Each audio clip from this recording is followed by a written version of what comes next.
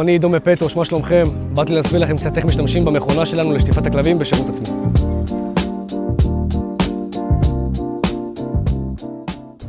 אז זו המכונה שלנו בעצם הכפולה, יש לנו מקלחת של ימין ומקלחת של שמאל, לכל אחת מהן יש תפעול משלה.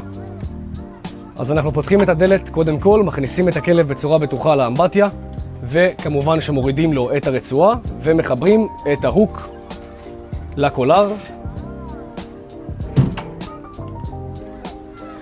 ברגע שהכלב ממוקם בצורה בטוחה באמבט, אפשר להעביר את האשראי על הסולק.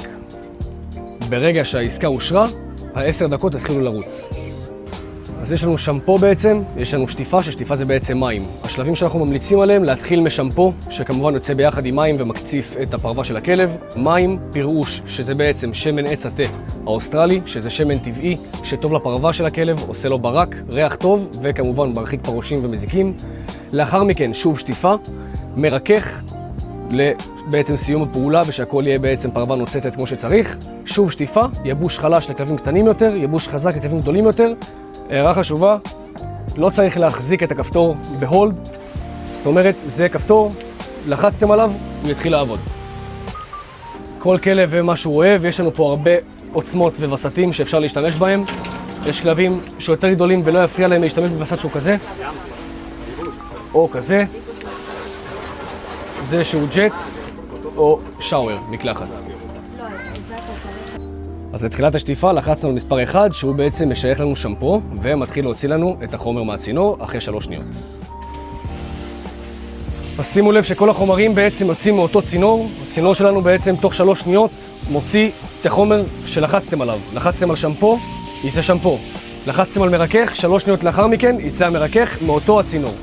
ברגע שסיימנו עם השמפו לכלב, לוחצים על שטיפה ומורידים את החומר מהפרווה שלו.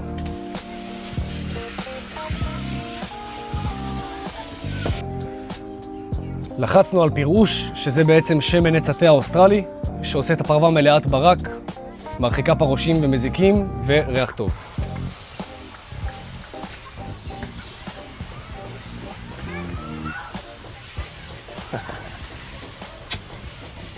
לאחר ששמנו את השמן, אפשר לעשות שטיפה מחדש ולהוריד את השמן, או לקפוץ ישירות למרכך.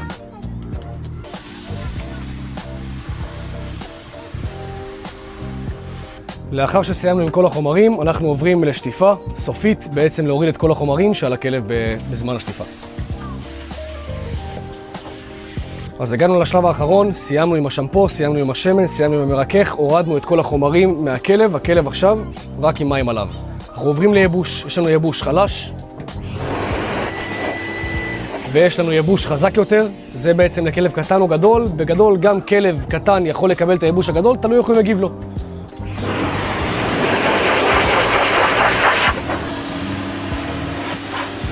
כמה דגשים, קודם כל לא לקרב את המייבש יותר מדי לכלב, בסוף הוא חם, אנחנו רוצים לייבש את הכלב בצורה מהירה ובטוחה, לא יותר מדי לקרב לו את זה לפנים. עוד דגש שעושים עם החומרים והשמפו, לנסות להתרחק כמה שיותר מהאוזניים ומהפנים, לא צריך לשים לו באוזניים חומרים. וזה הכל בעצם.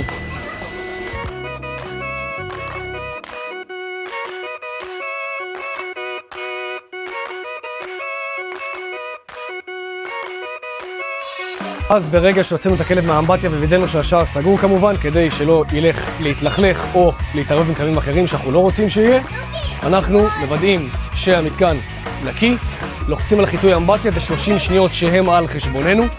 אנחנו נותנים עוד 30 שניות בסוף 10 דקות, בעצם לחיטוי המתקן של המשתמש הבא שמגיע, יהיה לו נקי ומסודר. הכלב חוזר נקי הביתה, כולם מרוצים, מקווים שנהנתם, פטרוש, תחזרו.